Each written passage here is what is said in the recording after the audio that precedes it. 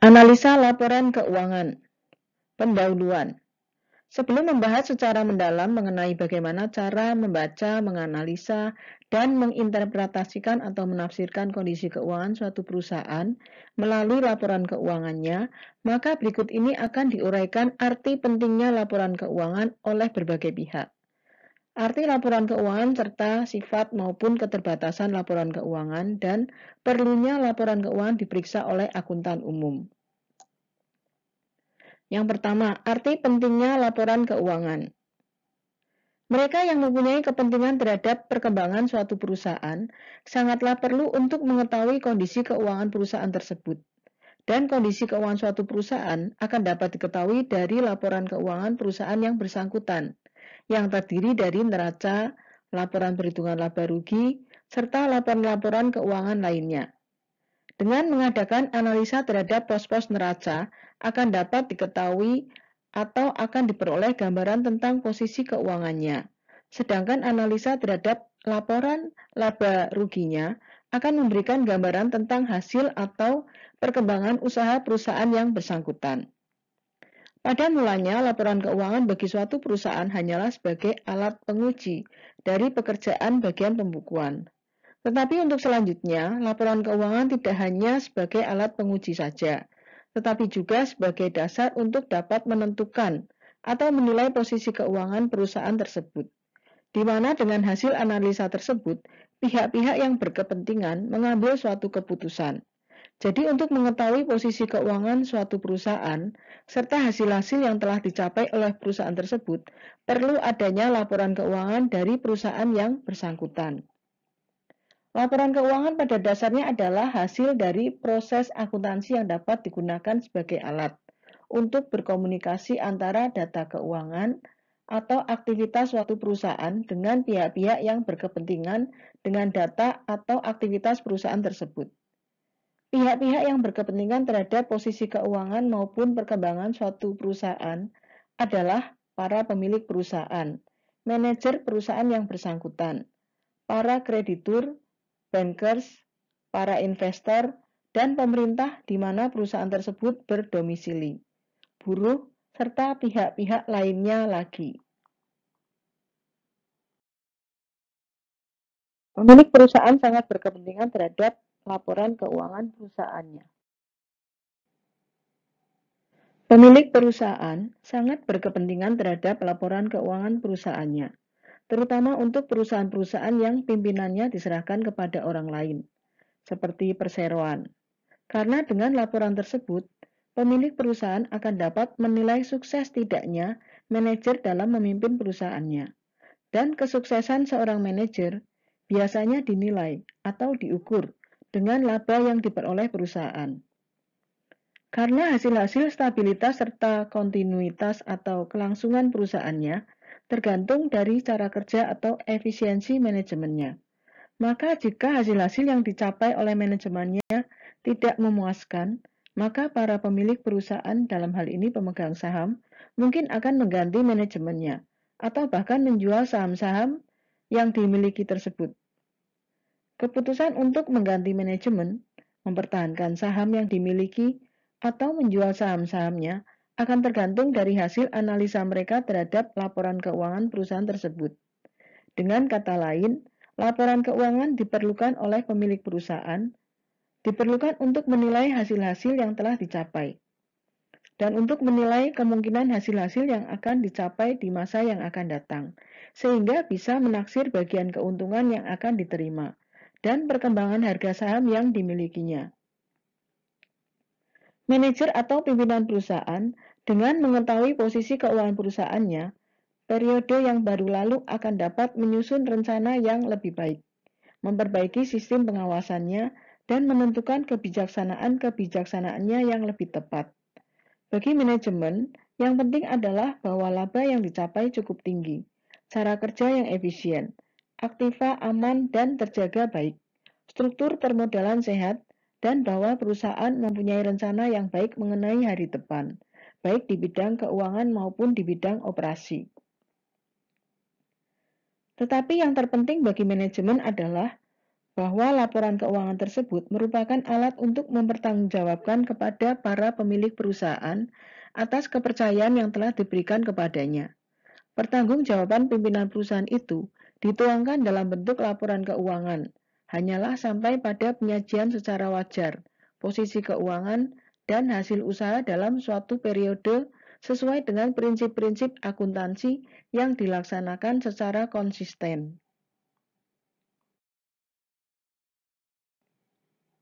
Di samping itu, laporan keuangan akan dapat digunakan oleh manajemen untuk yang A, mengukur tingkat biaya dari berbagai kegiatan perusahaan. Yang B, untuk menentukan atau mengukur efisiensi tiap-tiap bagian, proses atau produksi serta untuk menentukan derajat keuntungan yang dapat dicapai oleh perusahaan yang bersangkutan. Yang C, untuk menilai dan mengukur hasil kerja tiap-tiap individu yang telah diserai wewenang dan tanggung jawab. Yang D, untuk menentukan perlu tidaknya digunakan kebijaksanaan atau prosedur yang baru untuk mencapai hasil yang lebih baik. Dalam hubungannya dengan analisa laporan keuangan tersebut, manajer merupakan orang dalam, orang yang dapat menggunakan data keuangan apapun yang ada di dalam perusahaan, dan hasil analisanya sepenuhnya untuk kepentingan perusahaan yang bersangkutan. Oleh karena itu, analisa yang dilakukan oleh manajemen tersebut disebut analisa intern. Para investor atau penanam modal jangka panjang, bankers, maupun para kreditur lainnya sangat berkepentingan atau memerlukan laporan keuangan perusahaan di mana mereka ini menanamkan modalnya. Mereka ini berkepentingan terhadap prospek keuntungan di masa mendatang dan perkembangan perusahaan selanjutnya. Untuk mengetahui jaminan investasinya dan untuk mengetahui kondisi kerja atau kondisi keuangan jangka pendek perusahaan tersebut. Dari hasil analisa laporan tersebut, para investor, bankers, dan para kreditur lainnya akan dapat menentukan langkah-langkah yang harus ditempuhnya.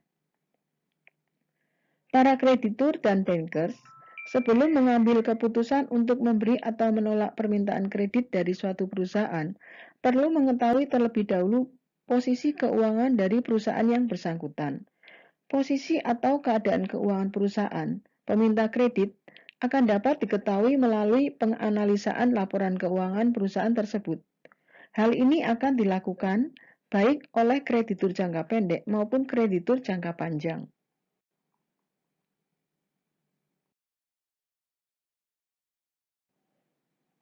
Kreditur jangka panjang di samping ingin mengukur kemampuan perusahaan untuk membayar hutangnya dan beban-beban bunganya, juga untuk mengetahui apakah kredit yang akan diberikan itu cukup mendapat jaminan dari perusahaan tersebut, yang digambarkan atau terlihat pada kemampuan perusahaan itu untuk mendapatkan keuntungan di masa yang akan datang. Para investor berkepentingan terhadap laporan keuangan suatu perusahaan dalam rangka penentuan kebijaksanaan penanaman modalnya.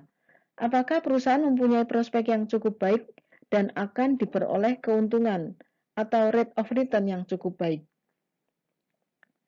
Para kreditor, bankers, ataupun para calon investor merupakan orang luar dari perusahaan, sehingga mereka dalam mengadakan analisa laporan keuangan terbatas datanya, yaitu hanya atas dasar laporan-laporan keuangan yang dipublikasikan oleh perusahaan tersebut. Hasil analisa yang diperoleh semata-mata untuk kepentingan dirinya sendiri atau pihak lain di luar perusahaan. Berhubungan dengan itu, analisa yang dilakukan oleh kreditor, bankers, ataupun investor disebut analisa ekstern. Pemerintah di mana perusahaan tersebut berdomisili sangat berkepentingan terhadap laporan keuangan perusahaan tersebut. Di samping untuk menentukan besarnya pajak yang harus ditanggung oleh perusahaan, juga sangat diperlukan oleh Biro Pusat Statistik, Dinas Perindustrian, Perdagangan, dan Tenaga Kerja untuk dasar perencanaan pemerintah.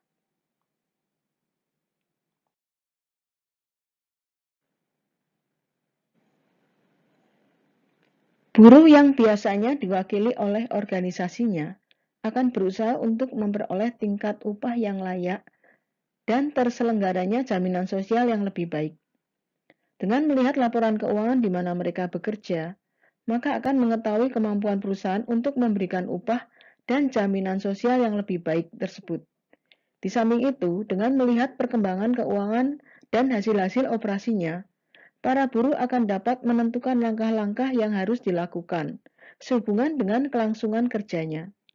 Laporan keuangan akan lebih penting lagi bagi buruh terutama untuk perusahaan yang biasa memberikan bonus atau premi tiap-tiap akhir periode. Karena dengan laporan keuangan tersebut akan dapat dinilai apakah pemberian bonus atau premi tersebut sudah cukup layak dibandingkan dengan tingkat keuntungan yang dicapai perusahaan pada periode yang bersangkutan.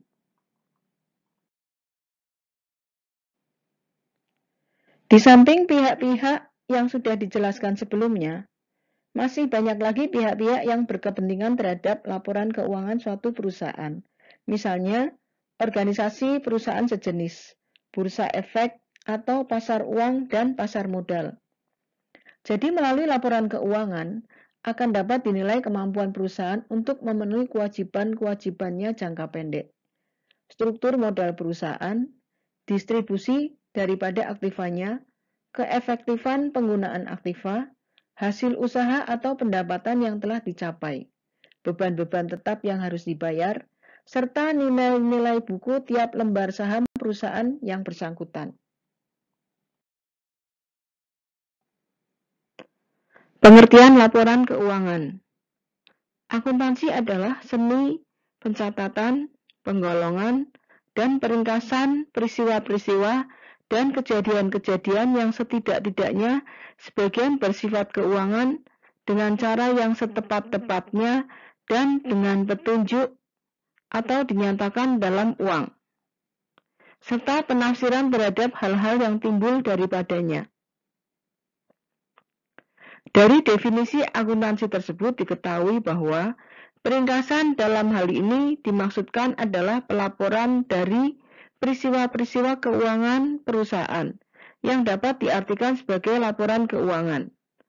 Menurut Mayer dalam bukunya Financial Statement Analysis mengatakan bahwa yang dimaksud dengan laporan keuangan adalah dua daftar yang disusun oleh akuntan pada akhir periode untuk suatu perusahaan.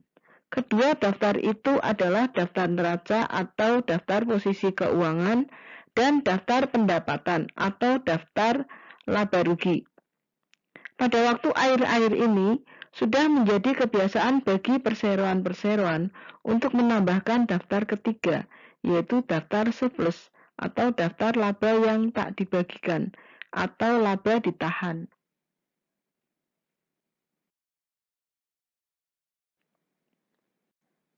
Pada umumnya, laporan keuangan itu terdiri dari neraca dan perhitungan laba rugi, serta laporan perubahan modal, di mana neraca menunjukkan atau menggambarkan jumlah aktiva, hutang, dan modal dari suatu perusahaan pada tanggal tertentu.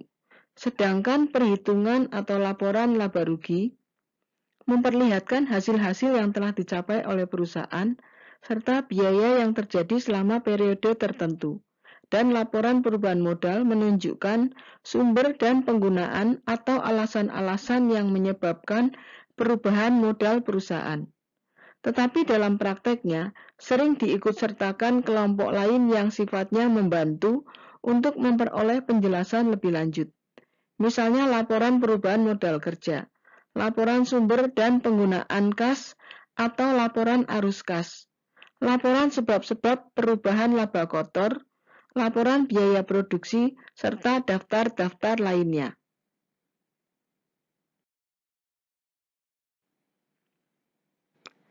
Dalam prinsip-prinsip akuntansi Indonesia, oleh Ikatan Akuntan Indonesia Jakarta 1974 dikatakan bahwa laporan keuangan ialah neraca dan perhitungan laba rugi, serta segala keterangan-keterangan yang dimuat dalam lampiran-lampirannya, antara lain laporan sumber dan penggunaan dana-dana.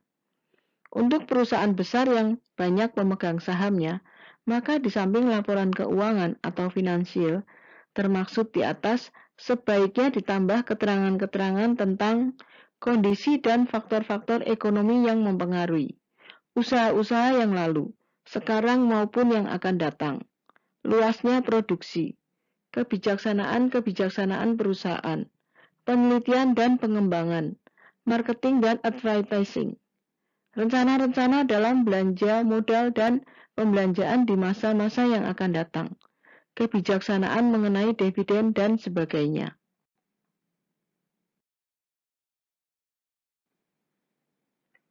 Sifat laporan keuangan. Laporan keuangan dipersiapkan atau dibuat dengan maksud untuk memberikan gambaran atau laporan kemajuan atau progress report secara periodik yang dilakukan pihak manajemen yang bersangkutan. Jadi laporan keuangan adalah bersifat historis serta menyeluruh, dan sebagai suatu progress report laporan keuangan terdiri dari data-data yang merupakan hasil dari suatu kombinasi antara yang pertama, fakta yang telah dicatat atau recorded fact. 2. Prinsip-prinsip dan kebiasaan-kebiasaan di dalam akuntansi atau accounting convention and postulate. Yang ketiga yaitu pendapat pribadi atau personal judgment.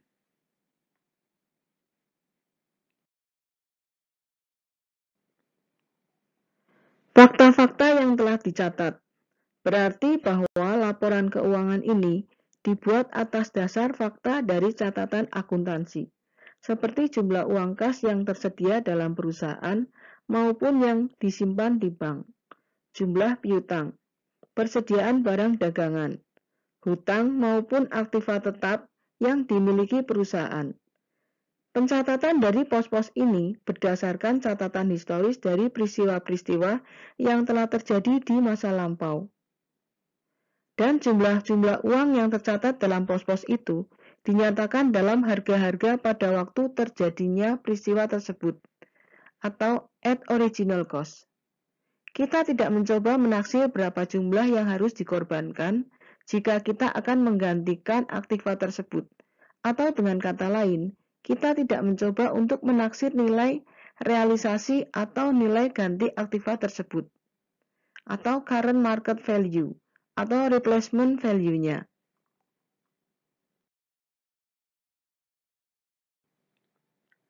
Dengan sifat yang demikian itu, maka laporan keuangan tidak dapat mencerminkan posisi keuangan dari suatu perusahaan dalam kondisi perekonomian yang paling akhir.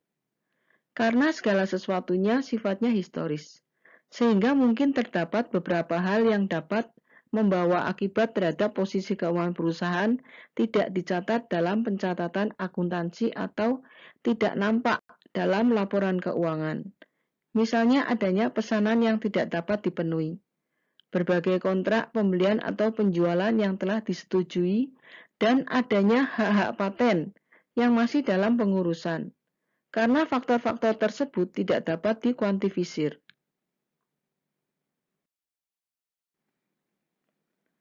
Prinsip-prinsip dan kebiasaan-kebiasaan di dalam akuntansi berarti data yang dicatat itu didasarkan pada prosedur maupun anggapan-anggapan tertentu yang merupakan prinsip-prinsip akuntansi yang lazim atau General Accepted Accounting Principles.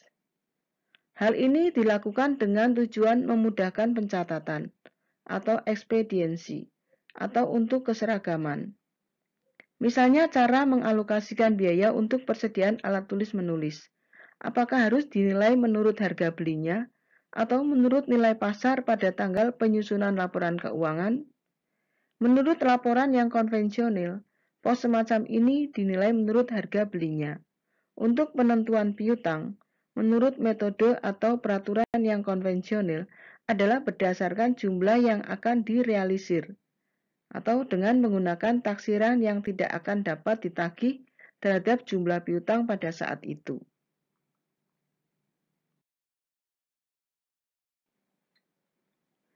Di samping itu, di dalam akuntansi juga digunakan prinsip atau anggapan-anggapan yang melengkapi konvensi-konvensi atau kebiasaan yang digunakan, antara lain A.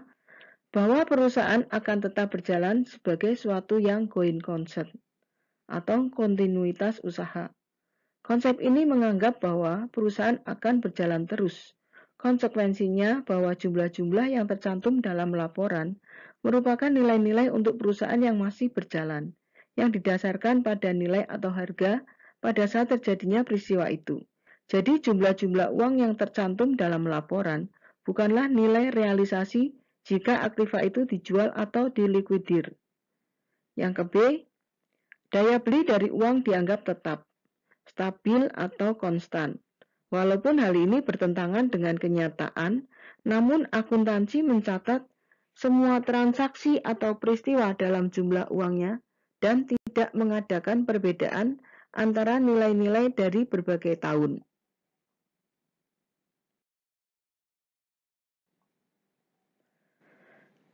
Anggapan, prinsip, atau konsep-konsep lain yang pada dasarnya untuk ekspediensi atau mempermudah pelaksanaan pencatatan akuntansi, misalnya konsep konservatif, konsep biaya unit pengukur, konsistensi, dan lain sebagainya. Pendapat pribadi atau personal judgment. Dimaksudkan bahwa walaupun pencatatan transaksi telah diatur oleh konvensi-konvensi atau dalil-dalil dasar yang sudah ditetapkan yang sudah menjadi standar praktek pembukuan. Namun penggunaan dari konvensi-konvensi dan dalil dasar tersebut tergantung daripada akuntan atau manajemen perusahaan yang bersangkutan. Judgement atau pendapat ini tergantung kepada kemampuan atau integritas pembuatnya yang dikombinasikan dengan fakta yang tercatat dan kebiasaan serta dalil-dalil dasar akuntansi yang telah disetujui akan digunakan di dalam beberapa hal. Misalnya cara-cara atau metode untuk menaksir piutang yang tidak akan dapat ditagih. Dan penentuan beban penyusutan serta penentuan umur dari suatu aktiva tetap akan sangat bergantung pada pendapat pribadi manajemennya dan berdasar pengalaman masa lalu. Juga misalnya dalam menentukan nilai persediaan. Pada prinsipnya, nilai berdasarkan harga pokoknya, bila lebih rendah dari harga pasar. Namun, manajemen atau akuntan penyusun laporan itu dapat memilih atau menentukan harga pokok yang mana yang akan dipakai.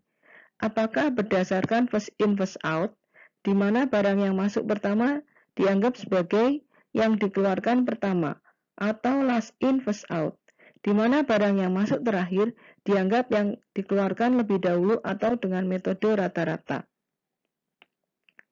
Suatu hal yang penting yaitu bahwa prosedur, anggapan-anggapan, kebiasaan-kebiasaan, maupun pendapat pribadi yang telah digunakan haruslah dipertahankan secara terus-menerus atau secara konsisten dari tahun ke tahun. Namun dalam hal ini tidak berarti bahwa prosedur, kebiasaan, maupun pendapat pribadi yang digunakan tidak boleh dirubah. Tetapi kalau suatu ketika manajemen ingin mengubah prosedur, kebiasaan, atau pendapat pribadi yang telah dipakai, harus dijelaskan di dalam laporan keuangannya, sehingga mereka yang membaca laporan itu dapat mengetahui dengan jelas dasar mana yang sesungguhnya digunakan dalam laporan keuangan yang bersangkutan. Dan laporan keuangan yang dibuat secara periodik itu dapat diperbandingkan. Karena kalau dasar yang digunakan sudah berlainan tanpa sepengetahuan yang akan menganalisa dan menginterpretasikan, maka kesimpulan yang diperoleh akan keliru.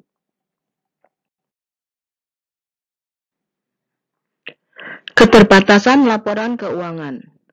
Dengan mengingat atau memperhatikan sifat-sifat laporan keuangan tersebut di atas, maka dapat ditarik kesimpulan bahwa laporan keuangan itu mempunyai beberapa keterbatasan. Antara lain, yang pertama, laporan keuangan yang dibuat secara periodik pada dasarnya merupakan interim report. Laporan yang dibuat antara waktu tertentu yang sifatnya sementara. Dan bukan merupakan laporan yang final.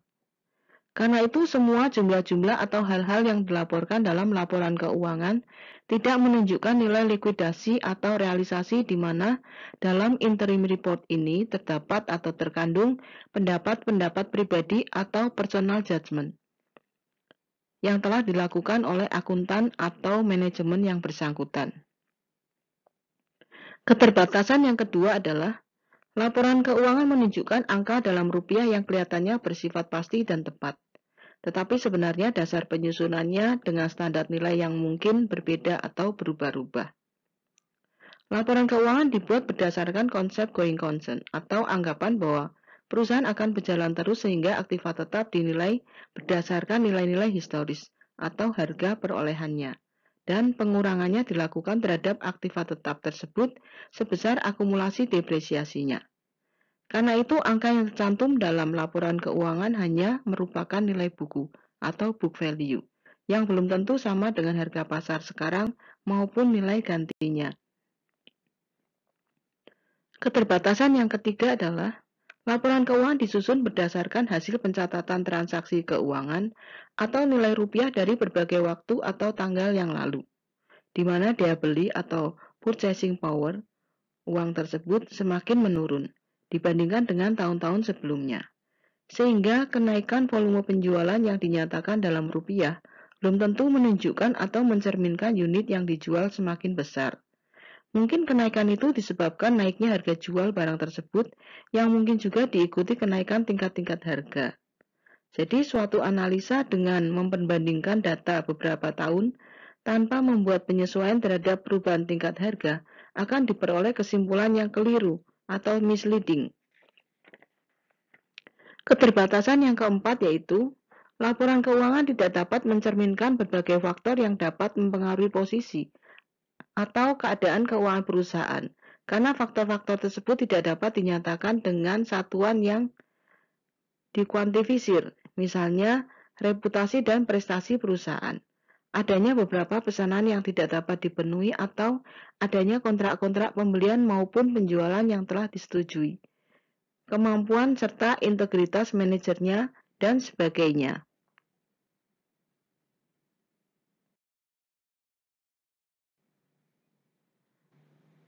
Dalam prinsip-prinsip akuntansi Indonesia, oleh Ikatan Akuntan Indonesia Jakarta tahun 74 halaman 14, secara terperinci menjelaskan tentang sifat dan keterbatasan laporan keuangan sebagai berikut.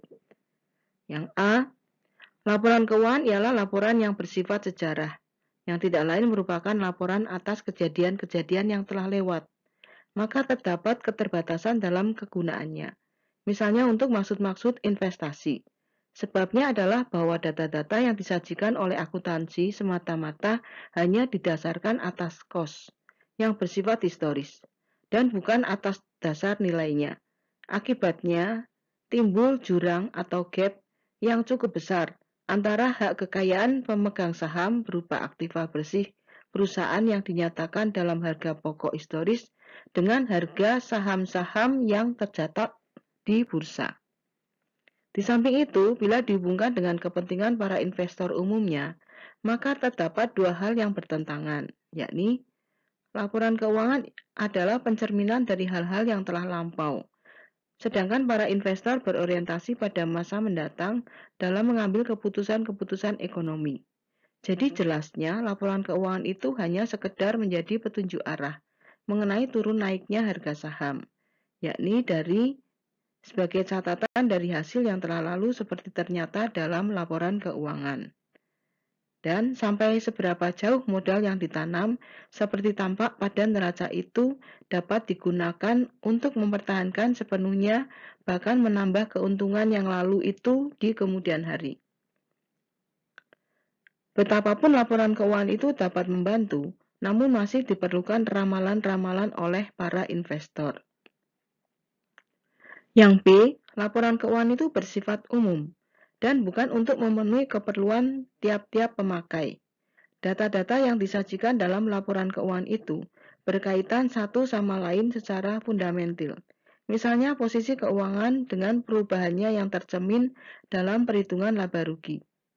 Kejadian-kejadian dalam perusahaan diolah dalam bentuk data-data yang digolong-golongkan, dijumlahkan, diitasarkan, dan pengukurannya dinyatakan dalam satuan uang atau rupiah, dan dengan dasar penilaian tertentu, misalnya nilai yang diharapkan untuk dapat direalisir bagi piutang, nilai yang terendah antara harga pokok dengan harga pasar bagi persediaan, nilai perolehan dikurangi dengan jumlah penghapusan bagi harta tetap dan bergerak.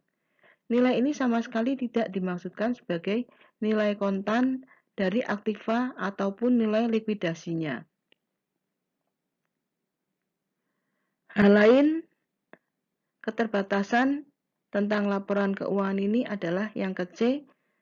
Laporan keuangan itu sebagai hasil dari pemakaian stelsel timbulnya hak dan kewajiban dalam akuntansi. Dalam proses penyusunannya tidak dapat dilepaskan dari penaksiran-penaksiran dan pertimbangan-pertimbangan. Namun demikian, hal-hal yang dinyatakan dalam laporan dapat diuji melalui bukti-bukti atau cara-cara perhitungan yang masuk akal. Yang D, laporan keuangan itu bersifat konservatif dalam sikapnya menghadapi ketidakpastian. Peristiwa-peristiwa yang tidak menguntungkan segera diperhitungkan kerugiannya. Harta, kekayaan bersih, dan pendapatan bersih selalu dihitung dalam nilainya yang paling rendah. Keterbatasan yang ke-E, laporan keuangan itu lebih menekankan bagaimana keadaan sebenarnya peristiwa-peristiwa itu dilihat dari sudut ekonomi daripada berpegang pada formilnya. Yang F, laporan keuangan itu menggunakan istilah-istilah teknis. Dalam hubungan ini sering kedapatan istilah-istilah yang umum dipakai diberikan pengertian yang khusus. Di lain pihak, laporan keuangan itu mengikuti kelaziman dan perkembangan dunia usaha. Jadi bagi mereka yang tidak biasa atau tidak memahami akuntansi atau pembukuan, tentu akan menganggap bahwa laporan keuangan itu merupakan suatu daftar yang merupakan atau yang berdasarkan fakta-fakta yang memperlihatkan nilai dari perusahaan secara keseluruhan dengan pasti dan tepat sesuai dengan kondisi ekonomi pada saat itu. Perlunya pemeriksaan oleh akuntan umum. Penganalisaan atau penilaian terhadap posisi atau keadaan keuangan dan perkembangannya suatu perusahaan dapat dilakukan oleh dua pihak, yaitu pihak yang ada di dalam perusahaan atau internal analis, di mana mereka ini bebas untuk melihat data-data akuntansi secara terperinci dan memperoleh laporan keuangan dalam bentuk yang asli. Sedang pihak kedua adalah eksternal analis, yaitu pihak-pihak lain di luar perusahaan yang tidak berwenang melihat data-data secara terperinci. Bahkan mungkin laporan keuangan yang diperolehnya tidak asli, karena sudah diolah sedemikian rupa sehingga kelihatan baik.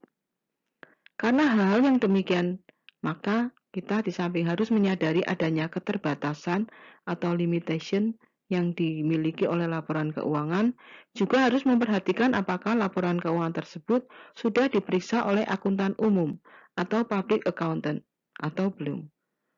Suatu laporan keuangan yang sudah diperiksa atau diaudit oleh akuntan umum lebih penting, karena laporan tersebut telah dibandingkan atau dicocokkan dengan catatan-catatan akuntansinya oleh akuntan yang bebas atau independen terhadap manajemen perusahaan.